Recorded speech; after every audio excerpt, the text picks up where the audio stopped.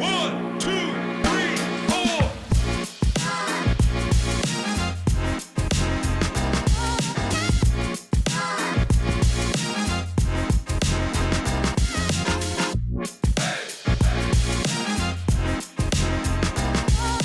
Welcome in to another episode of the Talkin G-MAC podcast. I'd like to welcome in head men's soccer coach from Cedarville University, Brett Faro, to the show today. Brett, thanks so much for taking some time to talk to us about this season and the success that the Yellow Jackets have seen so far.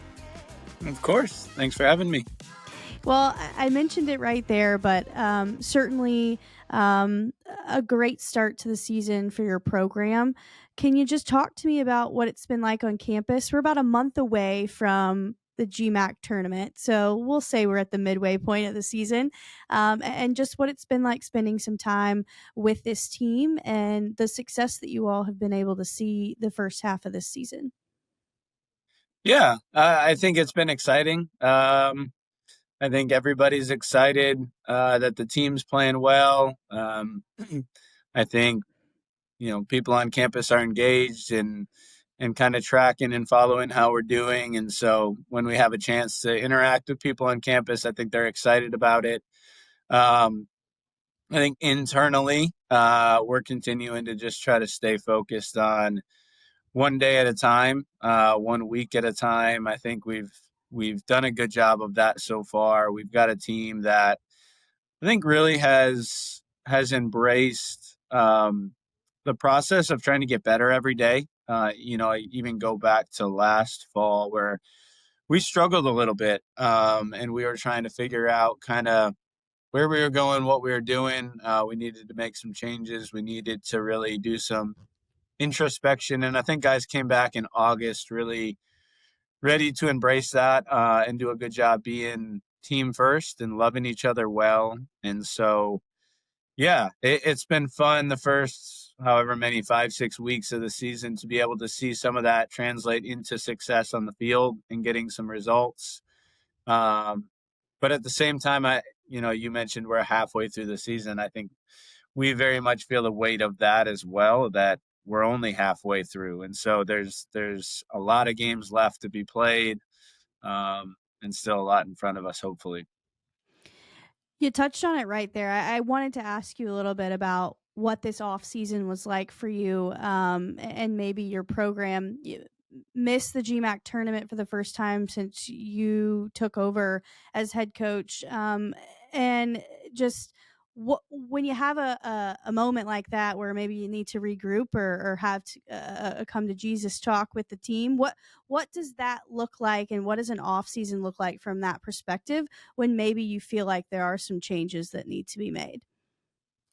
Yeah, I mean, I think in some ways last season certainly wasn't what we wanted for that group and that group of seniors, and wanted to kind of send them out on a brighter note. But I think as we looked forward, I think we saw that as a little bit of a chance to reset. Like you said, I've been here for a while, and I've been fortunate to coach a lot of good players and some good teams. And, we have had some success in terms of getting into the tournament and being able to have some success there as well.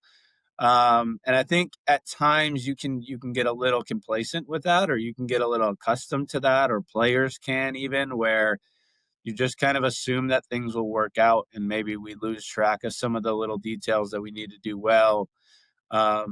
And we take things for granted a little bit. And so I think that was a really good reality check of how good the conference can be and how hard it is to win games, and just the work that's required to be in a position where you can win games. Because I think there's no game in the conference that you can take for granted. I don't think there's a team in the conference that can't beat us on any given day. And so I think that was a really good reality check. I think guys were really able and willing to look at, okay, where are we at as a group? Where are we at individually as players? And what do we need to do to get better? I think there were other pieces of that puzzle where we were just pretty banged up as well all season, and we lost some players, and we had injuries that we needed to get healthy. And so I think one of the things from a coaching standpoint we looked at is how do we stay healthier? What do we need to do differently in our processes to have more players available to us, to continue to be able to utilize depth if we have depth and not feel like we're constantly losing players or being injured. And so we also had to kind of look at our processes as a coaching staff and see what do we need to do to get better? How can we help serve the guys better? Um, and I wouldn't say we've arrived in that regard, but I think some of the things that we tried to do, we've seen some of the benefits of that at least early in the first half of the season.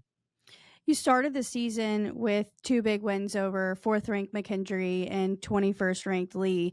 How does early season success like that, especially in the non conference schedule, how does that prepare or maybe give you as a coaching staff and maybe the guys on the team an idea of where you guys sit? And how do you use that as you get into this part of the season where it is conference play and you're trying to win as many games as possible to set yourself up for success in the postseason? Yeah, I think those games are huge. I think they're so helpful no matter how they go in a given year. I think we tried to schedule tough in the non-conference, knowing that, on one hand, we might struggle to get results. And if so, we learn a lot about ourselves and we kind of see what the standard and what the level is that we need to get to coming into GMAC play and hopefully postseason down the road. And if you are able to get results like we were in that weekend, I think it just builds so much momentum and belief within the team that, okay, we do have the ability to play with good teams. We do have the ability to do some of the things that we want to do, because I think sometimes in preseason, you just don't know whether you play good teams or weaker teams in preseason. Everybody's trying to figure out who they are. Everybody's trying different things on the field. And so it's really hard to gauge where are we as a group? How are we going to do? And so I think when we're able to get results like that in that first weekend, or first 2 weekends rather, I think it just builds a lot of belief. I think guys are able to look back at this stage as we continue to play good teams in GMAC play and be like, okay, we were able to navigate this or that scenario against other good teams in the past. How can we use that experience to help us in the future? And so I think particularly going back to like last season where we did struggle to get results and it was hard to kind of build momentum and belief last year. It was really helpful for us out of the gate to get a couple of results and start to shed maybe any of the residual thoughts or feelings about last year moving into this year of it is a new group. It's a new season. It's a fresh slate for everybody. Everybody's trying to build forward. And we can lean into that as well. We don't need to hold on to what happened last year. We can move forward in a positive direction. And I think that was really helpful for us to be able to see that early on. Well, a 6-0-3 record so far this year has moved you all to 10th ranked team in the country, based on the coaches poll, national poll that comes out each week. Held that spot for a couple weeks now.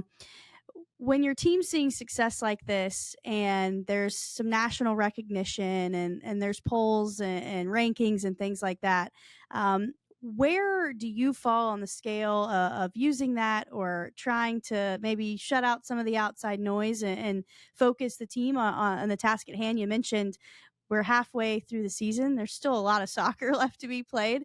How do you handle that as a staff, and how do you hope your team handles that moving forward with maybe some eyeballs on them for the latter half of the season?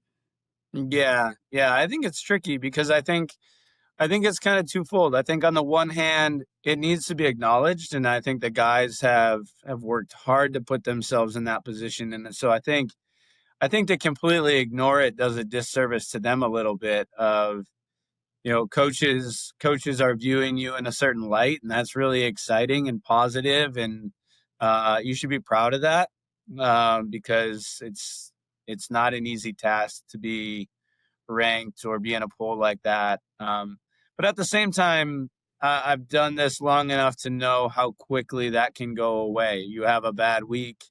or you set your eyes on something that's not right in front of you, and your yesterday's news pretty fast. And so I think for us, it's been acknowledge it with the guys, but also really hold in front of them what they need to focus on right now. And I think we as a program in general don't talk a lot about polls or rankings or results or wins as much as we talk about what is the process to get better? What is the process of pursuing excellence as a group? And so internally, what are the things that we need to continue to improve on? And so as we're watching film, continuing to have a little bit of a critical eye for ourselves and not get puffed up with the fact that we've had some results, but how can we continue to sharpen what we're doing? I think when you have eyes on you like we might have right now, you're going to get everybody's best shot. I know when I'm on the other side of that, I relish the opportunity to play against a ranked team, and you give them your best shot, and hopefully you can knock them off as the underdog. And so we need to be cognizant of that. I think we need to continue to stay focused on just, hey, what's the next game? What does that require of us? How can we continue to try to be the best version of ourselves on the day, and keep our head down and continue to work? I mean, on a day-to-day, week-to-week basis, we don't talk a lot about rankings. We don't talk about standings. We don't talk about, what other teams are doing, because we really want it to be about us, and how do we get the best version of ourselves out there. And I think that works both ways. We win games or we lose games. It's really not about what did that do to the rankings or the standings, because I don't think the expectation from anybody is that we're going to be perfect. We're just going to try to take one game at a time and see where that takes us by early November. We've talked a lot about the success that you guys have seen and some of the transformation maybe that you've made from the end of last season to the midway point of this year.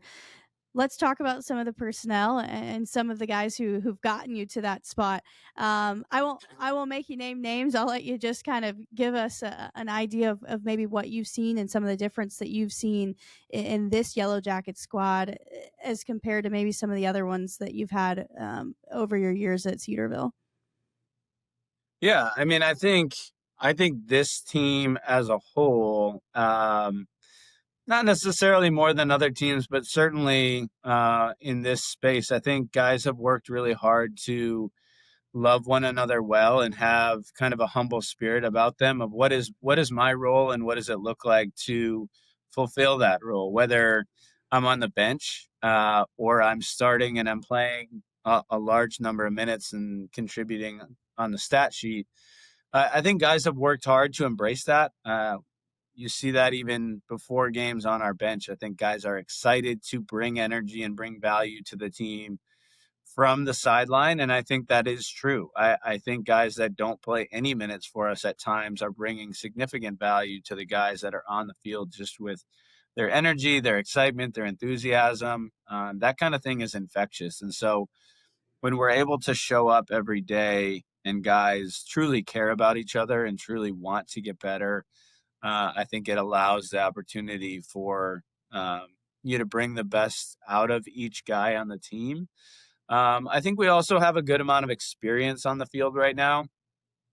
We had a lot of guys last year that, whether they were new to the college game or just new to our program, we're really kind of figuring out what does it look like to be successful here? What does it look like to play for me or be in our system or play with the guys that are on the team? And I think a lot of those guys gained a lot of experience this year, and now you're seeing the benefits of just being a year or two into a program and having a better sense of what my roles and responsibilities are. I had mentioned as well that we were pretty banged up and we had lost some guys last year. And so to have a lot of those guys back and healthy and at full strength, we talk here like the best ability is availability. And so to be able to play as many guys as we often do and to feel like we've got depth of quality to play when you play 2 games a week, I think is really important. I think it helps to be able to play a number of guys and feel like we can train well and still get after it in the game and have a lot of guys that feel like they can contribute in different ways. And so I think all those things have been really helpful to this group, just kind of on a week in and week out basis. I'd be remiss if I didn't ask you if you look at the kind of the stats leaders so far, especially on the offensive side. Michael's name's at the top of a lot of those lists. What has he been able to bring to the table for this team? I know he transferred in a couple of years ago to the program, but what kind of spark can he bring to the offensive side of the ball, and how has he helped you guys in the success as maybe one of those more experienced players on the team? Yeah, I mean, I think Michael has set the tone in a lot of ways. I think, for one, I think he brings a lot of leadership ability to the group. He has a humility about him and a servant heart that he wants to see other guys be better as well. And so he leads from the front in that way. He's going to model the things that we want to see. He's going to be one of the hardest workers on the field. He's going to hold guys accountable when they need to be. And so I think when one of your best players is also one of your hardest workers and one of your greatest servants, I think that goes a long way in success for the team. But he also he brings a really high work rate, a really good energy on the field, that he can be dangerous at any point in time. And so I think having a player like him on the field that you do have to kind of attend to and be aware of at all times allows other players the freedom to be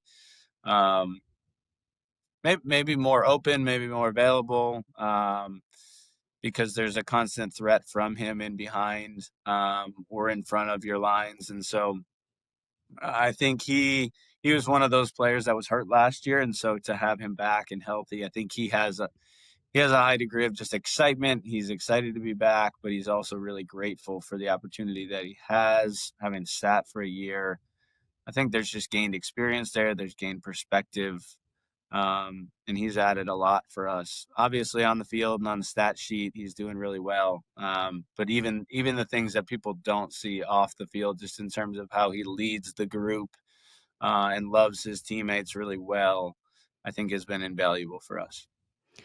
Well, his teammate and keeper Eben also at the top of a lot of those stats for you guys. Um, offense and defense works so simultaneously and so collectively in this game. What does having someone in goal like him do for people like Michael who are out there scoring goals and taking shots on goals?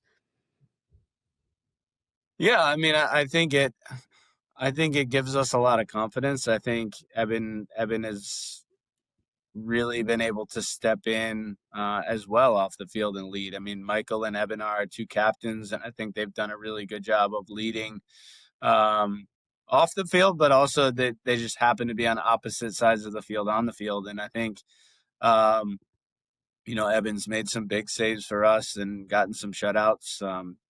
And even when he hasn't been in there, our second keeper, Jack, has done a great job stepping in and leading in that position. And so I think when you have a keeper that you can rely on, or a couple keepers in our case that you can rely on, I think it just gives everybody confidence that, that last line is reliable. And I think if you look as well just at the back line in general, I think they've all worked together to make it difficult for teams, and I think a lot of guys have stepped up in that space. But yeah, I mean, I think if you're somebody like Michael, um, I think you're encouraged as well and challenged that, hey, my role is on the offensive side, and I need to try to produce, whether that's goals, assists, opportunities, keeping the ball. In part because I know that the back line is doing their job and I trust them to do their job. And so if we both work together to do our respective roles and responsibilities, we're going to be in a pretty good spot in most games. Looking ahead, you've got a weekend that sees you travel to Walsh again. You hosted them and got a 3-1 victory over them a couple weeks ago, actually. And then you'll host Ashland at home on Saturday. Another weekend slate of conference games as you get ready for another big weekend the next week with a couple of teams that have had some success on the men's side in our league. What do preparations look like? Is it business as usual as we kind of head into the second half, or are there things that you guys are doing and preparing for maybe some of the opponents that you have as you finish out the conference slate?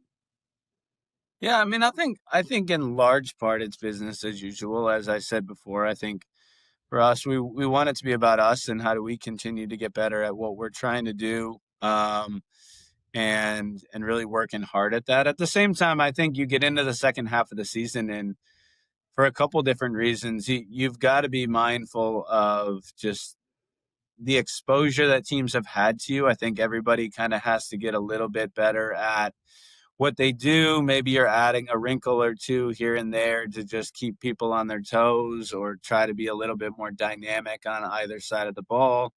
And then you start getting into the time of conference play where you're playing teams twice. And I think, like you said, we just played Walsh a couple weeks ago. It was a good game back and forth. We were fortunate to come out on top. But at the same time, like, we're not naive enough to think that to go to their place, that we're just going to go in there and get a result. I think we're going to have to work hard. We're going to need to play well. We're going to need to do some things a little bit better than we did the first time, because Andy does a good job with that group, and he's going to make some adjustments, I'm sure. And so, yeah, I think there's a little bit of a mix where it is business as usual, and you want it to be as business as usual as you can. But I think as you get deeper and deeper into the season, it gets harder and harder to avoid the fact that games do have implications for the future. Teams have seen you a number of times, if not played you already. And so there's small adjustments that you've just got to make, or at least be aware of, that teams might make against you as you try to prepare and get ready. Well, Brett, we certainly wish you all the best of luck this weekend as you play your games against those conference foes. And of course, best of luck the rest of the season. We certainly appreciate you taking some time to chat with us this afternoon. Of course, Katie, thank you.